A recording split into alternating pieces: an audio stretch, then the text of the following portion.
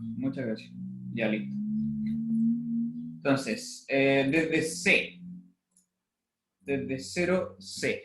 Ya, lo que tienen que saber ahora es, recordemos que como los complejos son un... A ver, déjenme ver acá.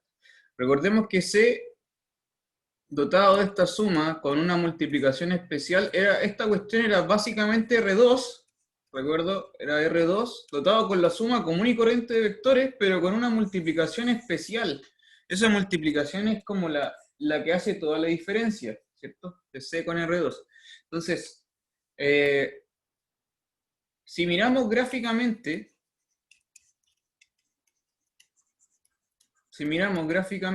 cómo se ve la suma, nosotros sabemos que la suma es así, ¿no es cierto? Tú tienes un vector, tienes otro vector, y cómo se ve gráficamente el vector suma es porque tú haces como una especie de paralelogramo, ¿cierto? Y te da como esta diagonal grande, esa diagonal grande es el vector suma, ¿no es verdad? Ese puntito de ahí. No, un momento. Quiero ver si puedo abrir el chat que no se abre. Ahí sí. Ya. ¿Cierto? La suma es eso. Ya, yo creo que ustedes ya lo conocen. Esa es como la suma común de R2. No hay ningún tema nuevo ahí. Es esa ley del paralelogramo. Ya. ¿Qué pasa con la multiplicación? ¿Cómo se ve gráficamente la multiplicación? Ya, esto es lo que quiero que cachen ahora. ¿Qué pasa si yo tengo entonces lo mismo? Tengo un vector así. Tengo un vector así. ¿Qué va a hacer la multiplicación? ¿Cómo se ve, ¿no? Gráficamente, ¿cómo se ve?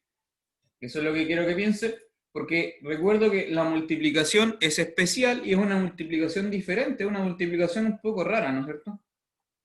Entonces, gráficamente, ¿cómo multiplico vectores en dos coordenadas? Y para eso, para responder esa pregunta con la multiplicación, algo tan básico que es la multiplicación de números complejos, gráficamente necesitamos estudiar lo que se llama la forma polar. ¿Ya? La forma polar es la respuesta para entender la multiplicación de complejos. Entonces tenemos que estudiar ahora, para responder esa pregunta, estudiar lo que se llama la forma polar, que seguramente usted ya lo conoce, no sé, además que lo ha escuchado de algún lado. Bueno, vamos a verlo de dónde sale, qué es, etc. Ya. ¿Qué significa la forma polar de un número complejo? Que es un concepto re importante, ¿no es cierto? Súper, súper importante. Y lo que ocurre es lo siguiente, seguramente esto ya lo conoce, pero se lo comento. Lo que ocurre es que si yo tengo R2,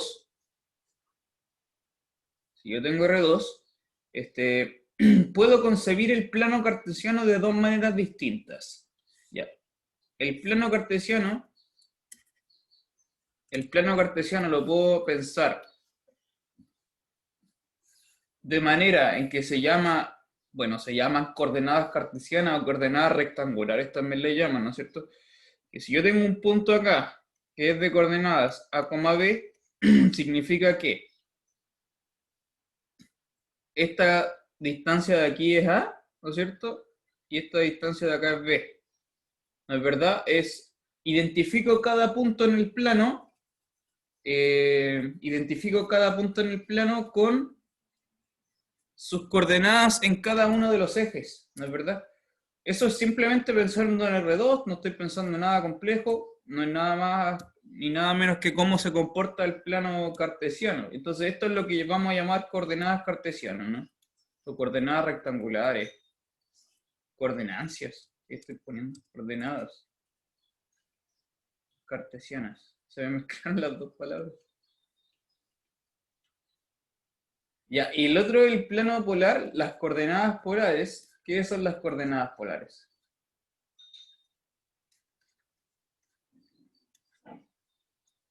¿Qué son las coordenadas polares? Consiste en, como usted sabrá, toma un punto acá, el mismo punto, Pero ahora ya no lo identifico con sus coordenadas en los ejes, sino que miro qué tan lejos está del origen, y a ese radio le llamo R, y cuánto mide este angulito, ¿cierto? Que le vamos a llamar alfa. En realidad se le escribe siempre, se pone la letra teta, en realidad. ¿Cierto? Con esas dos informaciones, este punto ya no se escribe como A, B, sino que se escribe de las coordenadas R teta, ¿cierto? Identificando un radio, identificando el ángulo que le corresponde, puedo identificar cualquier número, cualquier vector de dos coordenadas, ¿no es cierto? Con su radio y su ángulo. ¿Ya? ¿Sí? Eso. ¿Qué tan lejos está del origen? Y qué tan inclinado está, ¿no es cierto?, en dirección a qué cosa. Entonces, son dos maneras de ver el plano R2 de dos maneras distintas, pero al final tienen que corresponderse porque es la misma forma de entender, o sea, no es la misma forma, son formas distintas, pero tienen que coincidir, por supuesto que tienen que coincidir. Entonces, si hacemos coincidir todo, que tiene que funcionar así naturalmente, aparecen, aparecen las famosas fórmulas de las coordenadas polares, porque mire, vamos de nuevo con el dibujito que acabo de borrar.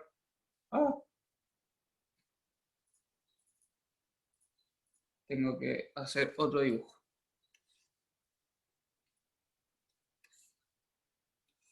Ya, entonces de nuevo, tengo un punto en el plano, aquí. Ya, entonces nosotros sabemos que si, como es un punto en el plano, en realidad tiene que satisfacer las dos cosas. Es decir, puedo pensar en el triángulo que se forma de aquí hacia abajo, ¿no es cierto? Entonces yo sé que esta hipotenusa es radio R, acá forma un ángulo que es teta, y este angulito de aquí es recto. Entonces, si este punto tiene coordenadas A, B, y en el plano cartesiano tiene coordenadas R teta, tiene que satisfacer las propiedades de la trigonometría nomás, trigonometría sencilla, ¿cierto? Entonces, este lado del triángulo mide A, este lado del triángulo mide B, entonces sabemos de trigonometría, sabemos al tiro un montón de cosas, pues sabemos, por ejemplo, el teorema de Pitágoras, sabemos al tiro que A cuadrado más B cuadrado es R cuadrado. Primera cosa. Teorema de Pitágoras. Segunda cosa, sabemos por trigonometría sencilla que el lado, el B, es el cateto opuesto. ¿Sí? Entonces, si aplicamos trigonometría, nosotros sabemos que el seno de el ángulo, θ, es el cateto opuesto partido por la hipotenusa, B partido por R. Y el coseno del ángulo es el cateto adyacente partido por la hipotenusa, es A partido por R, ¿no es cierto? Ya, si tiene cualquier pregunta me escribe en el chat, estoy atento yo por lo que me quiera preguntar. ¿Cierto? Entonces, ¿qué es lo que ocurre? Que de acá tú puedes despejar el A, tú puedes despejar el B, ¿no es cierto? ¿Sí? Puedes despejar el A, puedes despejar el B. Entonces nosotros sabemos al tiro, vamos a saber que el A es R veces coseno de teta y el B es R veces seno de teta. ¿Ya? Esto no creo que sea nada inusual de lo que usted no conozca.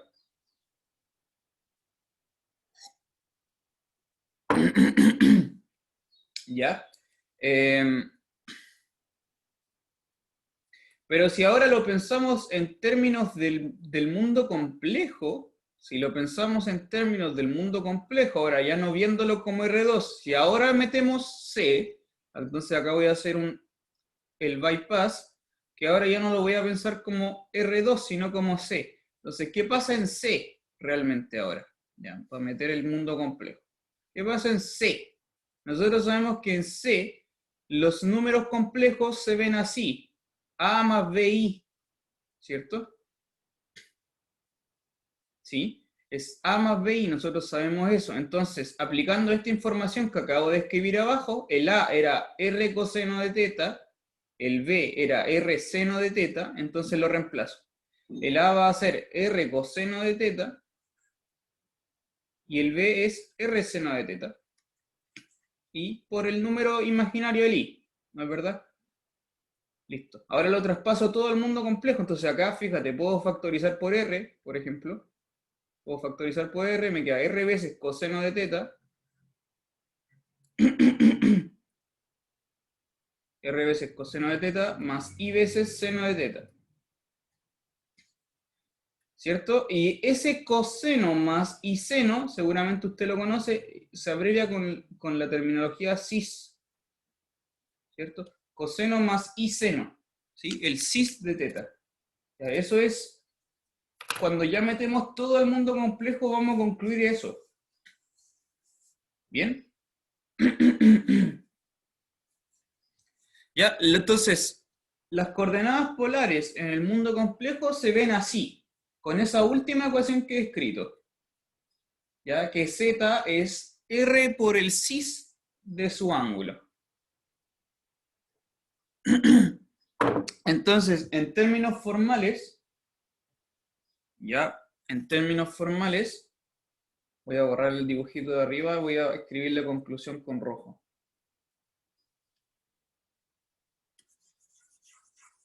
Borro este dibujito. Entonces, con rojo, conclusión. Conclusión acá arriba. Todos los números complejos se ven así. Z igual a R por el cis de teta. Ya, el R, en realidad R lo habíamos notado así, ¿no es cierto? El módulo de Z, valor absoluto. El módulo de Z.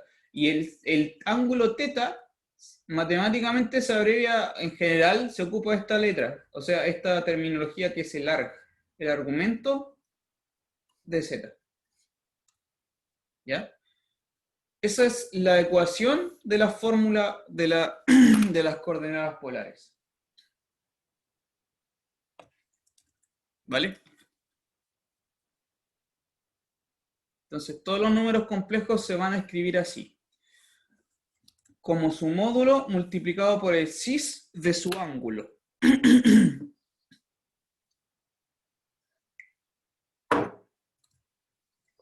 Ya. Eso. ¿Quedó alguna pregunta ahí pendiente? ¿Alguna duda con esto?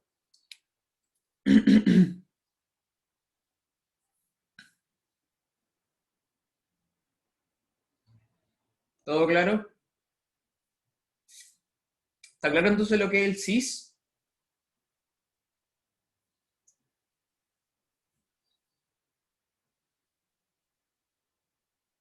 Ya. Acuérdense que no puedo escuchar el micrófono, por si me están hablando por el micrófono. Por hoy no se puede, así que escríbanme en el chat. Ya, perfecto. Yo tengo una pregunta que hacerles. Pues aquí hay un tema un poco raro. Mire, cuando hablamos de coordenadas polares hay una cosa que es un poco rara, porque mira, voy a borrar todo.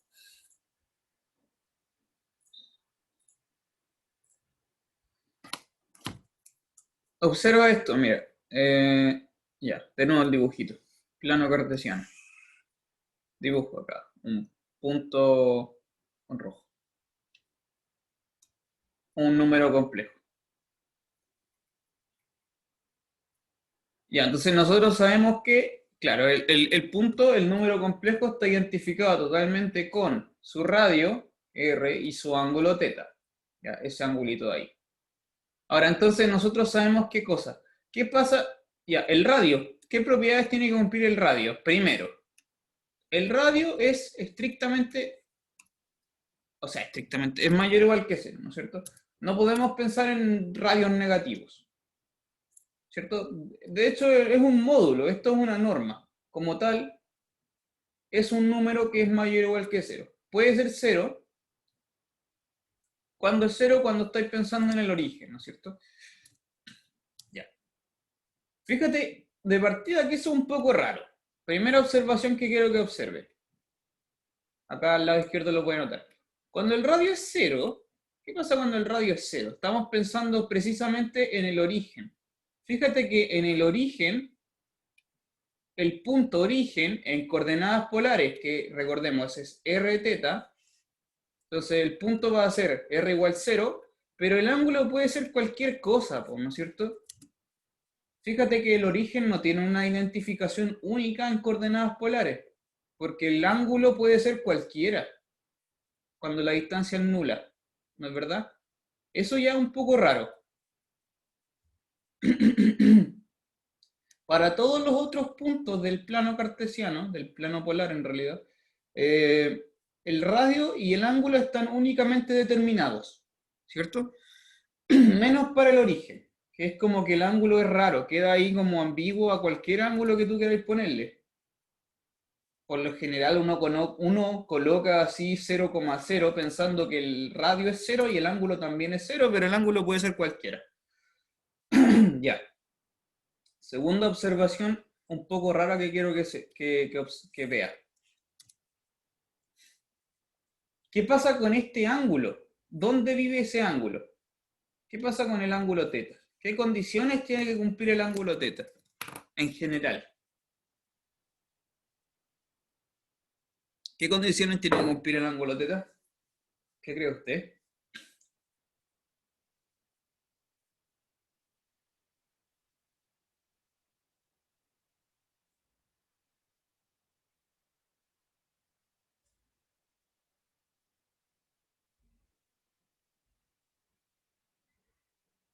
Repito la pregunta.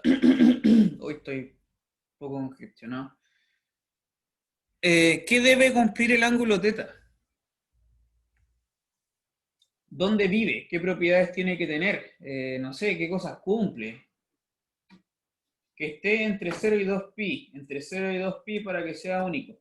El tema es precisamente ese, que el ángulo por lo general, uno piensa que el ángulo vive en ese rango, que es del 0 a 2pi. Y de hecho el 2pi tiene que ser abierto para que no se repita, ¿cierto? Para que haya una unificación única, ¿sí? ¿Cierto? Del ángulo, como bien me escriben acá en el chat. Ya, pero eso en realidad es por convención, porque el ángulo en realidad puede estar en otros lados, también puede ser del menos pi a pi, por ejemplo, puede estar en ese rango, o también puede estar, no sé, pues en este otro rango, de menos 3pi a menos pi, por ejemplo, ¿no? Estoy tirando ejemplos. ¿No es verdad? En realidad, fíjate que el ángulo puede estar en cualquier intervalo real, esto es interesante, puede estar en cualquier intervalo real que tenga longitud 2pi, ¿cierto? Porque lo único que necesito es que el ángulo abarca los 360 grados, pero en realidad puede vivir en cualquier espacio. ¿Ya? Eso es un poco raro que quiero que observe, que también es como medio ambiguo, ¿ya?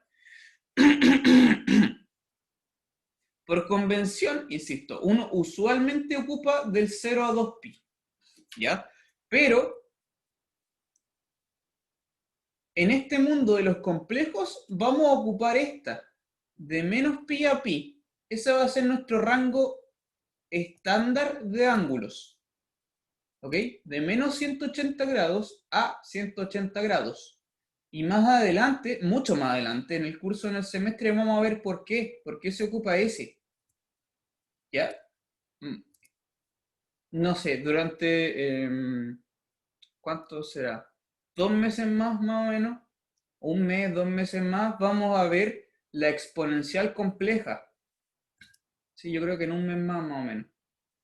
Cuando veamos más adelante la exponencial compleja y cuando veamos el logaritmo complejo también, vamos a volver a este tema. Se van a acordar de esto. Vamos a volver a este tema. Porque el ángulo causa conflictos. ¿Ya? Entonces, bueno, para evitar todos los problemas, nos vamos a centrar aquí, ¿ya? En eso que está marcado con rojo. De menos pi a pi.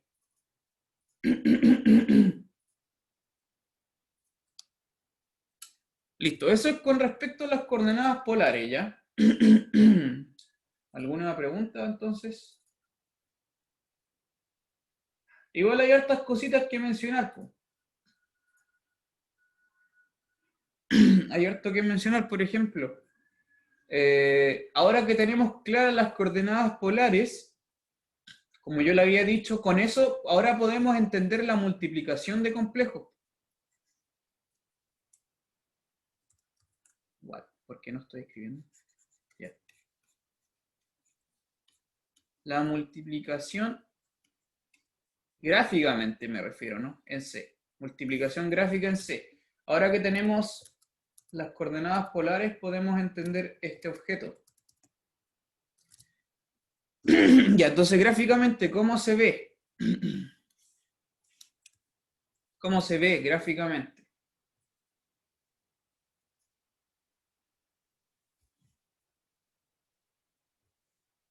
Plano cartesiano. Ya, voy a entonces hacer dos dibujos. Tengo aquí un punto, un Z1. Tengo acá otro número complejo, Z2. Ya. ¿Cómo se va a ver la multiplicación Z1 por Z2? ¿Cómo se ve eso? Gráficamente, además que esto usted lo conoce, gráficamente lo que se hace es que los módulos se multiplican y los ángulos se suman. ¿Sí? Entonces el resultante de la multiplicación va a ser un número que está como por acá arriba. Así. Este es el punto Z1 por Z2. ¿Ya? Esto es un teorema que tal vez usted ya lo conozca, pero tenemos que verlo, que el Z1 por Z2 se construye como multiplicar los módulos Z1 multiplicado por el módulo de Z2 y el ángulo que aparece es la suma de los dos ángulos. ¿Ya? No sé, θ1 más θ2. Los ángulos se suman y los módulos se multiplican. ¿Sí?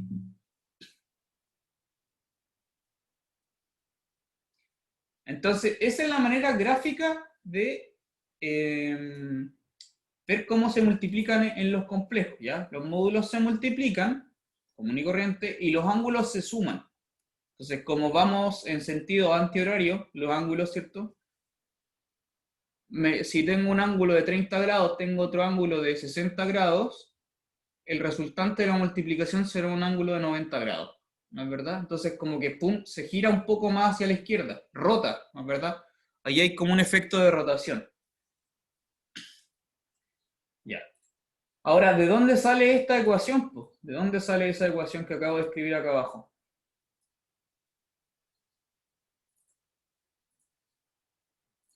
Esto se llama la fórmula de Moivre.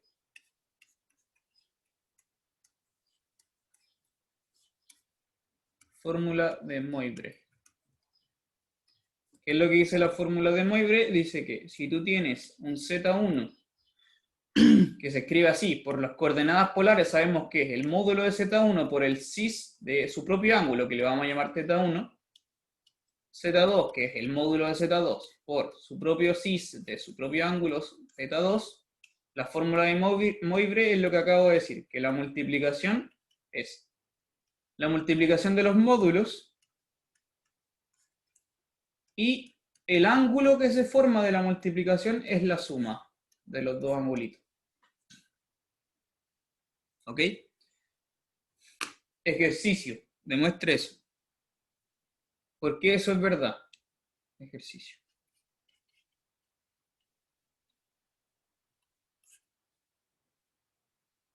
¿De dónde sale esa ecuación? ¿Por qué eso es cierto? Ejercicio, ¿ya? Demuéstreme eso. No es para nada difícil. ¿Y de dónde? ¿Cuál es la justificación así en palabras súper simples? ¿Por qué eso es verdad? Es por las propiedades trigonométricas.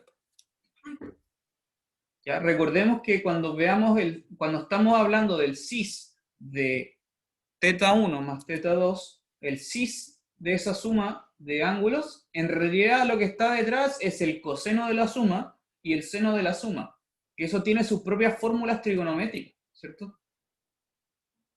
El coseno de la suma y el seno de la suma. Entonces, bueno, tú aplicas esas fórmulas trigonométricas y te va a salir la demostración, ¿sí? Ya, de ahí sale la fórmula de Moivre.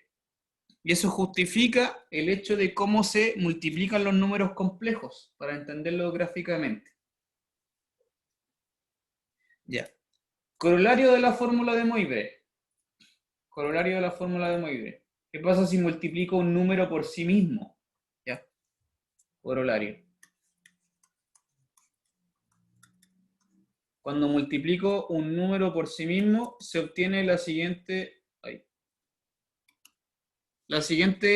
consecuencia, que el módulo, o sea, el número complejo, cuando yo lo leo, lo multiplico por sí mismo n veces, ¿qué va a hacer? El módulo de z multiplicado n veces por el cis de su propio ángulo n veces. ¿Sí? Corolario. Súper simple.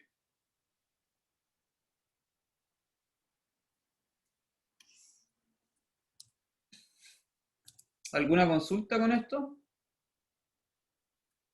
¿Pregunta? ¿Duda? ¿Comentario? ¿Algo? ¿Va quedando todo clarito?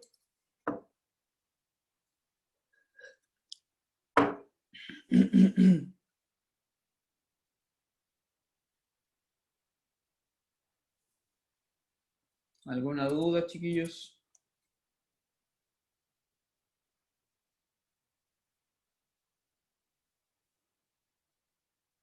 ¿Todo claro? Ya. Qué bueno. Qué bien. Ya, pues, bacán. Vamos súper bien. Ya, entonces está claro cómo demostrar, por ejemplo, el corolario, ya que es terriblemente sencillo. Aplicar la fórmula de Moivre para el mismo n veces. ¿Eso también vale para n en los reales? Es una muy buena pregunta. ¿Qué cree la gente? Es una muy buena pregunta. ¿Qué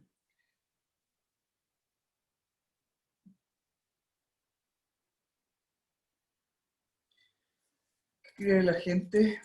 ¿Esto también vale para números reales en general? Yo creo que sí. Piénselo un poco.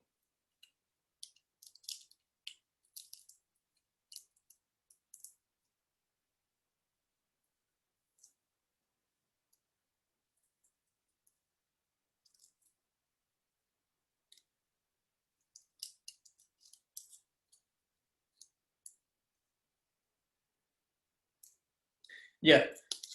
Bueno, la respuesta a eso no te la puedo dar todavía.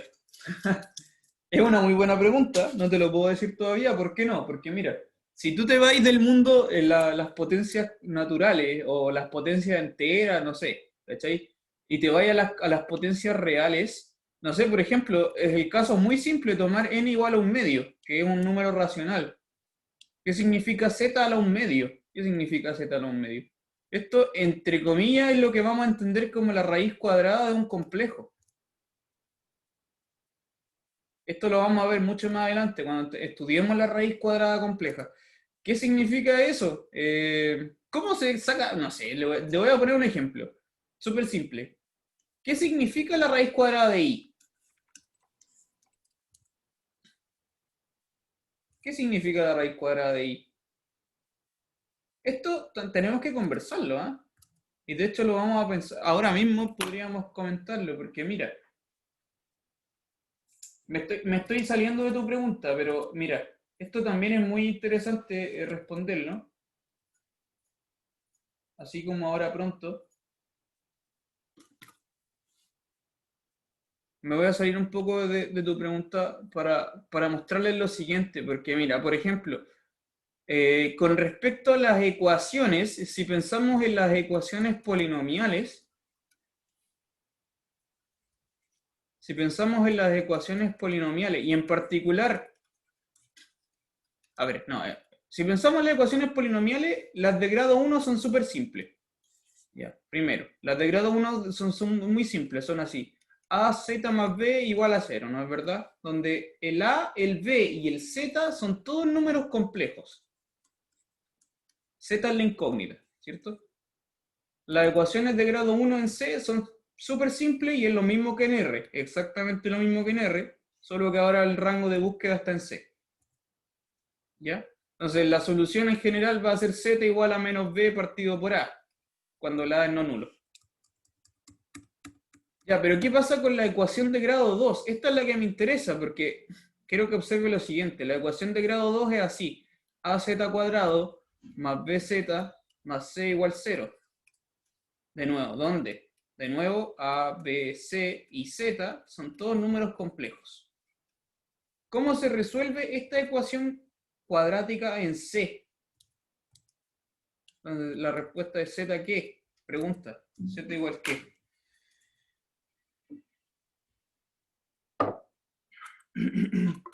Piensen en eso. Quiero que piensen eso por ahora. ¿Cómo se resuelve una ecuación cuadrática compleja? Y con esto voy a aludir a lo que me acabáis de preguntar para los números reales. Ya vamos a tocarlo de manera tangencial con esta pregunta. ¿Cómo se resuelve una ecuación cuadrática en C?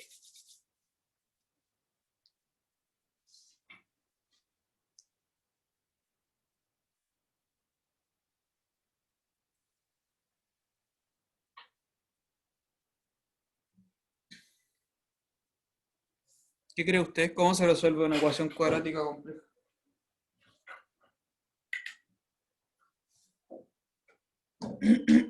Factorizando.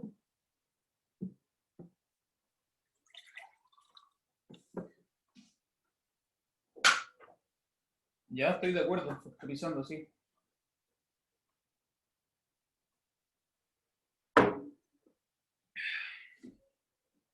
Ya.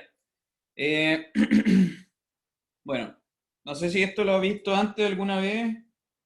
¿Cómo se resuelve una ecuación cuadrática compleja? Esto es un poco distinto a R. Ya es muy parecido al caso de los números reales, pero tiene algunas sutilezas que hay que comentar. Entonces, vamos directamente con esta, la ecuación cuadrática compleja. Entonces, ¿qué es lo que ocurre? Mira, ¿qué es lo que ocurre? De hecho, lo que ocurre es que la solución es exactamente la misma de antes. Menos b más menos raíz cuadrada de b cuadrado menos 4ac partido por 2a. Esta fórmula también funciona. También funciona. Pero la cosa que es rara y es cuática ahora es que a, b y c son números complejos. ¿Sí? De todas maneras, esta fórmula funciona igual. ¿Y por qué funciona esta fórmula? ¿Sabe por qué funciona esta fórmula en el caso real? ¿Por qué es esta la fórmula? ¿Cómo lo comprobaría yo que esta es la fórmula y no otra? Que se llama fórmula de Cardano, por cierto.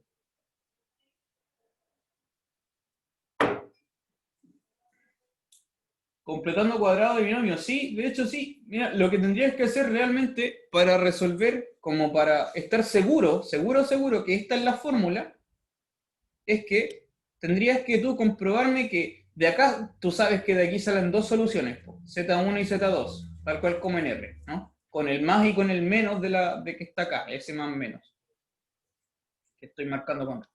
Entonces, lo que tú tendrías que hacer es comprobarme que efectivamente, ¿por qué funciona esta ecuación? Porque Z menos Z1 por Z menos Z2, esto tiene que ser exactamente igual a lo que está al principio. Es AZ cuadrado más BZ más C.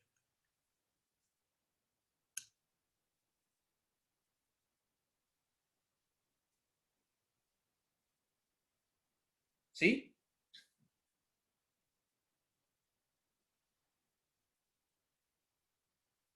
Sí, sí, sí. Y esto realmente tendría que darte cero también. Todo igual a cero. ¿Ya? Tendrías que comprobarme tú que eso es así. Y efectivamente es así. Ya no vamos a entrar en esos detalles porque esto viene del mundo de los números reales. Esta fórmula sigue funcionando. El tema, lo que quiero que observe usted, lo que quiero que observe es lo que pasa acá, que es distinto, es lo que voy a marcar ahora con color verde, es esto de aquí, ¿no? El b cuadrado menos 4ac, que antes era conflictivo, en el caso de los reales, ese número es lo que llamamos el discriminante, ¿cierto? Que es un número re especial, Pero ahora es incluso más cuático porque lo que está apareciendo en esa fórmula es la raíz cuadrada de un complejo, b cuadrado menos 4ac. Esta cuestión es un número complejo porque a, b y c son números complejos. Entonces estoy considerando la raíz cuadrada de un complejo. Entonces vuelvo a la pregunta que le hice hace un momento. ¿Qué significaría, por ejemplo, la raíz cuadrada de i? ¿Qué significa eso? ¿Sí? Esto es un poco conflictivo. ¿Cómo entender la raíz cuadrada de un número complejo?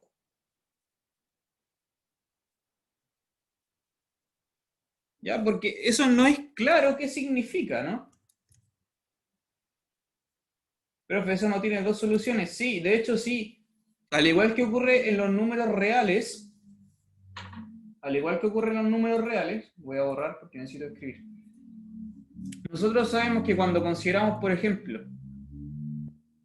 la raíz cuadrada de 2, ¿por qué no escribe esto?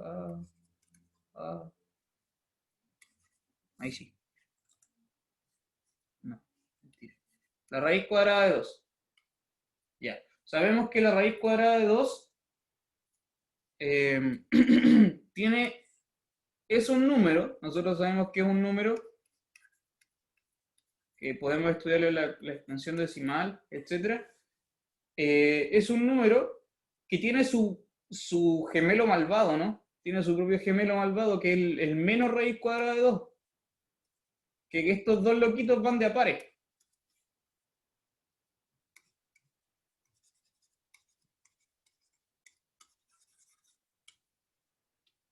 No sé por qué no raya esta cosa a veces.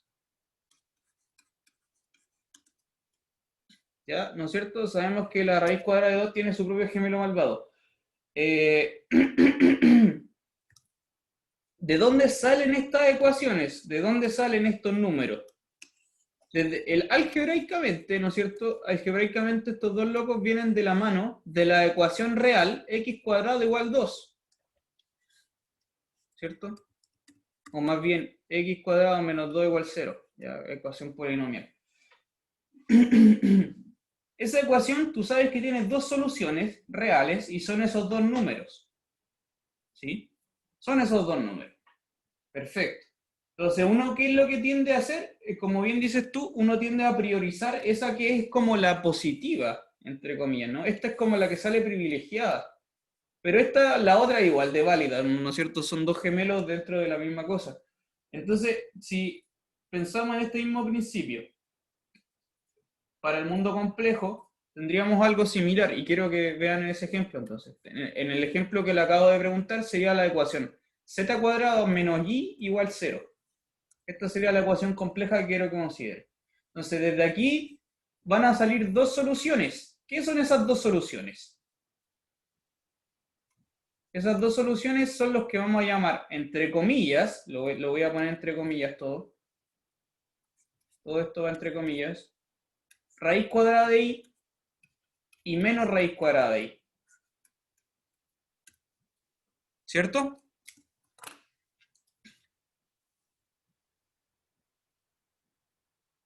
Profe, si aprieta el botón del lápiz, no le raya.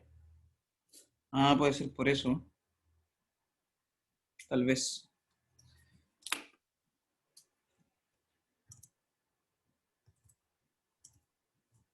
Ya. Bueno, quiero que entiendan entonces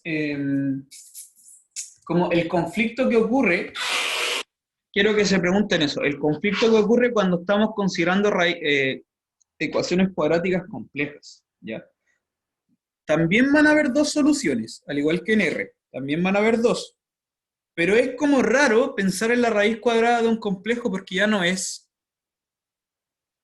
como tan inmediato. Por ejemplo, voy a tomar otro ejemplo, acá con rojo. Sabemos que, por ejemplo, cuando consideramos la ecuación z cuadrado, z cuadrado más z más 1 igual 0, que esta es una ecuación que está definida solamente con números reales, esta ecuación tiene solución, no sé realmente qué solución tiene, pero es una cuestión así como, no sé, pero aparece la raíz cuadrada de menos 3. Ya, de hecho, es menos 1 más menos raíz cuadrada de menos 3 partido por 2. ¿Sí? Y nosotros sabemos que la raíz cuadrada de menos 3, que ya lo hemos conversado, esto se puede entender como raíz cuadrada de 3 veces i. Y ahí aparece la unidad imaginaria.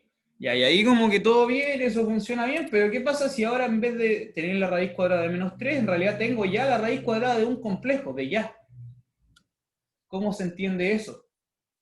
Bueno, ¿cómo se entiende eso? Le respondo así súper rápida. Estos dos números, estos z1 y z2, estos objetos que son las raíces de esta ecuación, son otros dos números complejos que tienen la particularidad que al cuadrado te dan el número i. ¿Sí? Son las raíces cuadradas del número i. ¿Ok?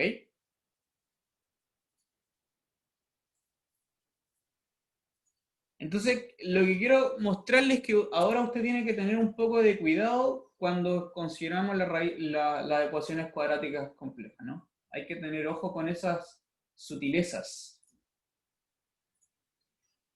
Entonces, en general, lo que quiero decir, en general, es que la ecuación z cuadrado más, no, az cuadrado más bz más c igual 0, esta cuestión tiene dos soluciones.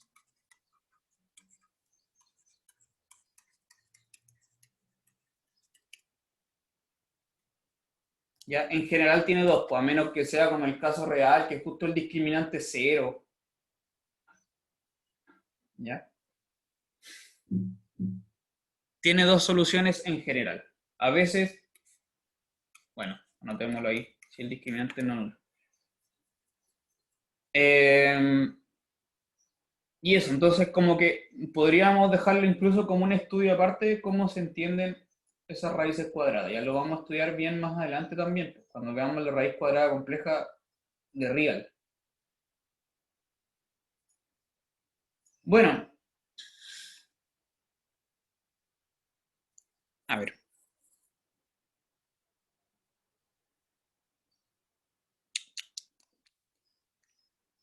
Bueno, y si volvemos a esta ecuación de nuevo, z cuadrado menos y igual 0. Quiero volver a esta ecuación de nuevo.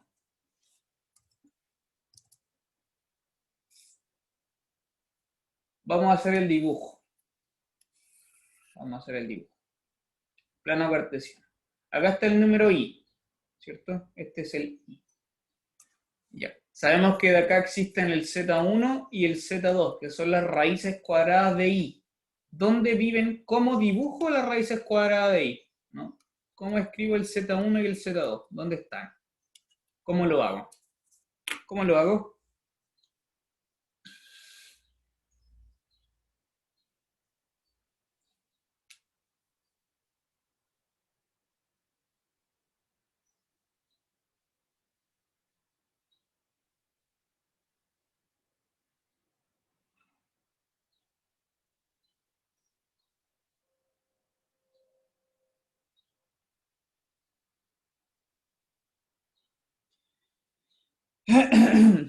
¿Cómo dibujo el z1 y el z2? Divide el ángulo a la mitad y el módulo le saca raíz. Estoy súper de acuerdo. Divide el módulo a la mitad y el módulo le saca raíz. Estoy súper de acuerdo. Pero sabemos que hay dos soluciones. Entonces, la primera solución de esta cosa va a ser este número que está acá. Que está aquí, así como así, aquí. Ah, no me quedó bien el dibujo. Es este numerito de acá. Raíz cuadrada de i. ¿Sí? Esto está inmerso en lo que llamamos la circunferencia unitaria. ¿Sí? Cuyo ángulo acá es de 45 grados y cuartos. ¿Ya? Y el módulo es 1. Perfecto, esa es una de las soluciones. ¿Dónde está la otra?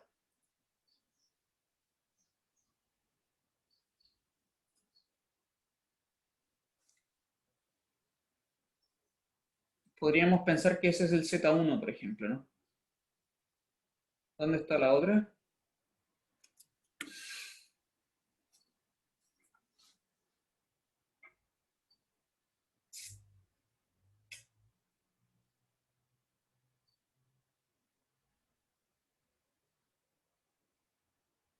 Simetría, ya. ¿Simetría dónde?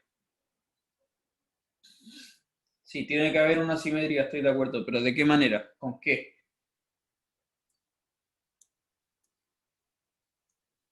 Horizontal. O sea, ¿what?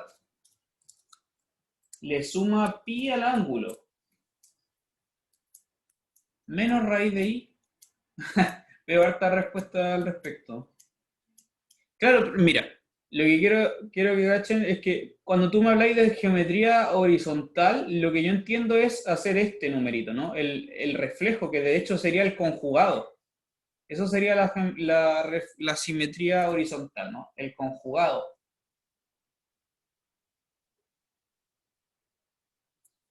Y esa es la respuesta, ¿no? ¿Qué creen ustedes?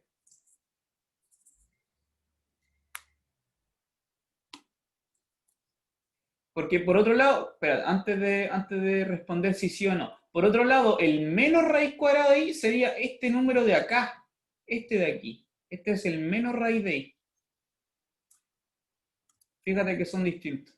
Entonces, por eso la respuesta es como pregunta, simetría con respecto a qué. ¿Cuál es la respuesta correcta?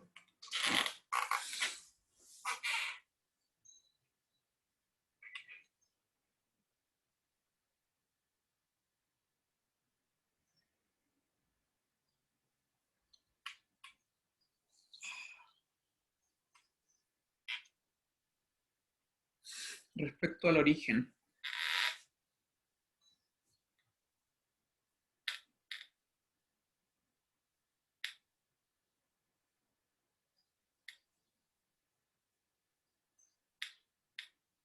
¿Qué cree la gente? A ver, responda. ¿Cuál de esos dos números cree que es la solución correcta? A mí me parecen igual de válidas las dos respuestas, y esto es súper bien lo que están pensando, pero hay uno que sí y otro que no. ¿Cuál sí y cuál no?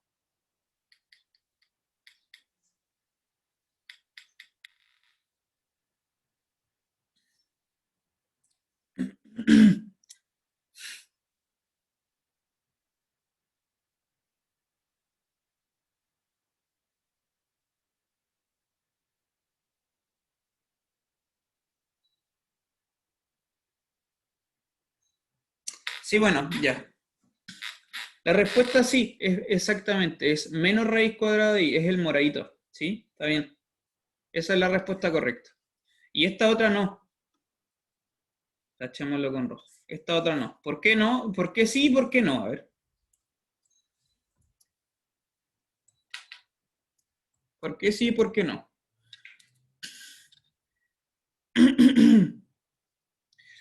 ¿Cómo comprobaría que uno sí y el otro no? Esto es súper simple, porque menos raíz cuadrada de i, si yo lo tomo al cuadrado, le resto i, ¿me da cero o no me da cero? Claro que sí, pues. Esto efectivamente da cero, sí. Perfecto, entonces esta de acá sí que cumple. ¿Y qué pasa con la otra? Si tomo el conjugado de la raíz de i, lo elevo al cuadrado y le resto i, ¿esto me da cero o no me da cero? Y la respuesta es no, pues. No me da cero, ¿por qué no?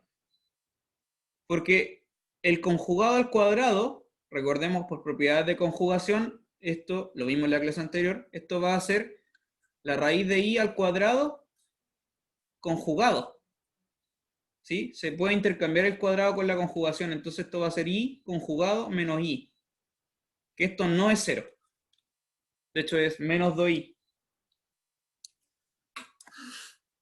¿Está bien? Que era, también era como lo que decían antes, es como sumarle pi.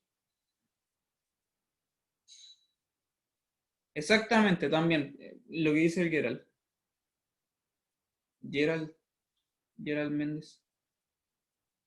Sí, pues, se suma pi, también es lo mismo, y eso hace una simetría con respecto al origen, ¿no es verdad? Que no es nada más ni nada menos que el mismo número con un signo menos, ¿sí? ¿Se entendió? ¿Lo entendieron todos? ¿Habrá alguna duda?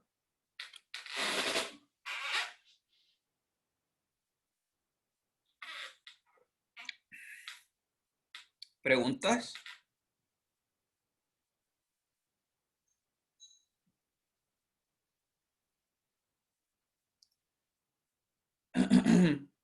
Consulta, chiquillos, ¿todo claro?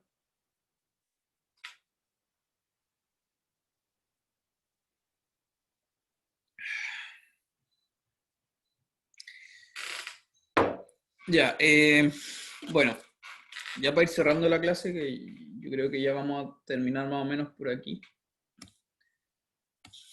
Eh, por todo.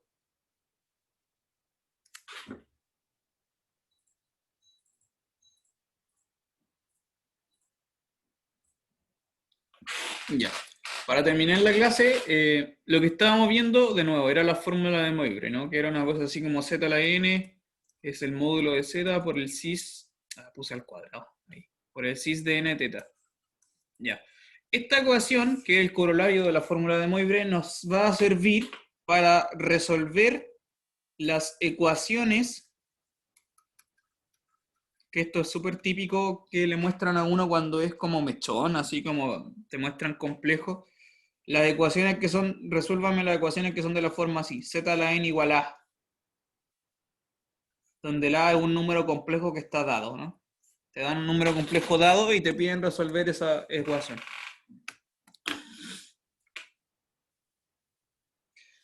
Eso requiere como todo su estudio propio, ¿no? Eso es como un tipo especial de ecuaciones de grado n, ¿no?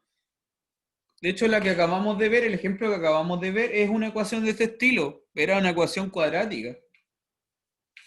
Y para n igual 2 y el a era el i.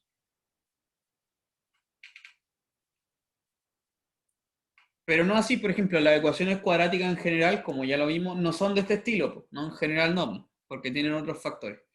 Ya. ¿Cómo se resuelven estas ecuaciones? Ya para terminar la clase de hoy. ¿Cómo se resuelven estas ecuaciones? ¿Se acuerda cómo se hacía esto?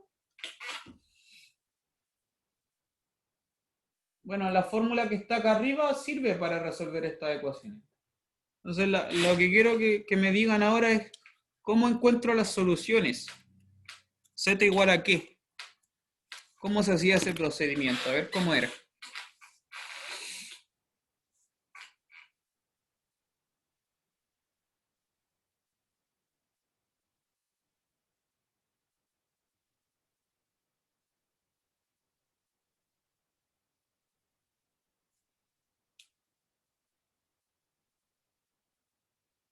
¿Se acuerda cómo se resolvía esto?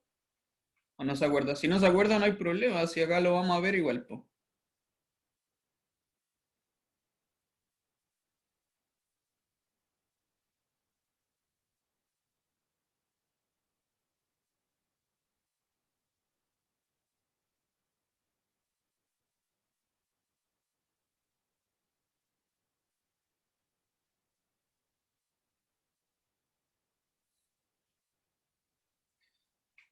El módulo se le saca la raíz enésima. ¿Ya?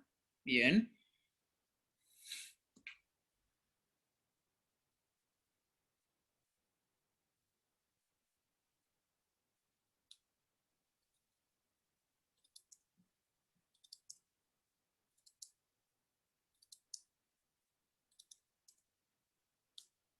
Y el ángulo lo que se hace es considerar K2pi partido por n. Sí, precisamente. ¿Ya? Si no se acuerda, lo vamos a ver enseguida. Y esto lo vamos a estudiar con más detalle en la próxima sesión porque ya no hay mucho tiempo más, pero quiero mostrarles de dónde aparece la fórmula y cómo se resuelven estas ecuaciones, ¿no? Ya para terminar la sesión de hoy. Viene de, viene de acá, de la ecuación que está acá arriba, po. De esa ecuación sale. ¿Sí? De ahí sale, po. ¿Por qué? Porque mira, eh, ya, entonces tenemos la ecuación, esta ecuación que es de la forma z a la n igual a. Ya. El a es un número complejo dado. El a tiene su propio módulo y tiene su propio ángulo. Lo vamos a llamar, no sé, lo vamos a llamar alfa, no sé. Cis de alfa. Ya. Tiene su propia representación polar así, módulo de A por el cis de A. Entonces, si yo quiero igualar z a la n igual a, lo que voy a obtener es esto. Módulo de z a la n por el cis de n teta es igual al módulo de A por el cis de alfa.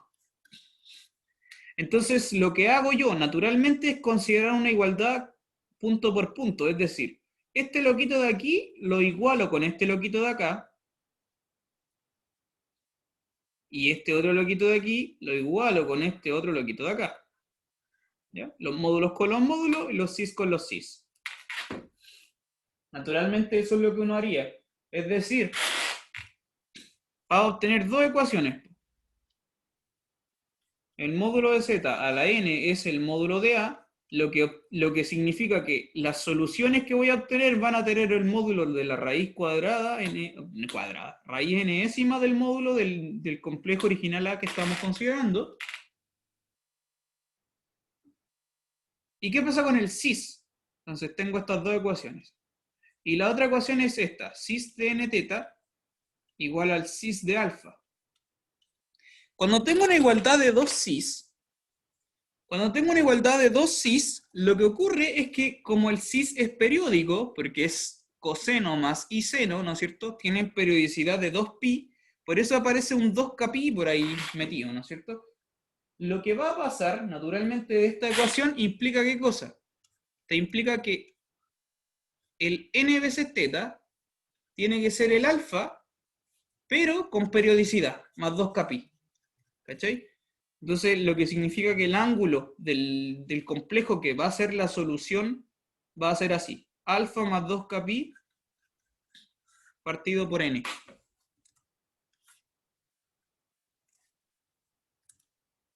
¿Sí o no? ¿Cacharon eso? ¿Se entendió de dónde sale? ¿Se entendió?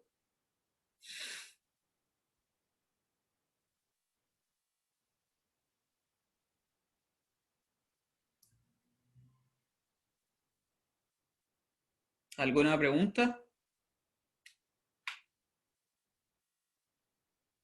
¿Sí? Ya. Entonces, con estas dos ecuaciones, estas dos son como las grandes fórmulas para resolver todas las ecuaciones del estilo z a la n igual a. ¿Cierto? Necesitáis calcular la raíz enésima del módulo de la y sacar el ángulo de la y aplicarle esta cuestión con el 2kpi partido por n.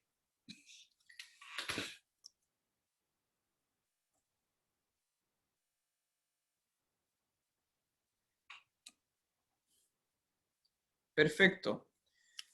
Entonces, le dejo acá un ejercicio ya para terminar la sesión, si es que usted quiere hacerlo. Si no, lo vamos a retomar el día jueves.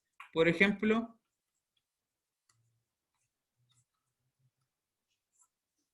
resolver esta ecuación, pues z al cubo igual a menos i. ¿Ya? Este es un ejemplo de una ecuación que podría intentar resolver usted. En el fondo lo que hacemos es calcular las raíces cúbicas del menos i, ¿cierto? Y tiene tres soluciones, como ustedes sabrán, ¿no? Tiene tres soluciones, son tres raíces cúbicas. ¿Cómo se hace entonces? Tengo que calcular el módulo del menos i, aplicarle la raíz cúbica a ese módulo, y tengo que calcular el ángulo del menos i, y aplicar esa fórmula con el 2kpi partido por n, que en este caso es 3, ¿cierto?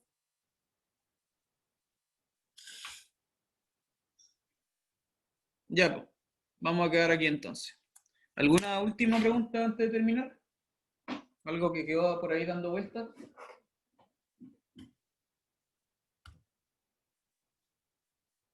¿Duda, consulta, comentarios? Uy.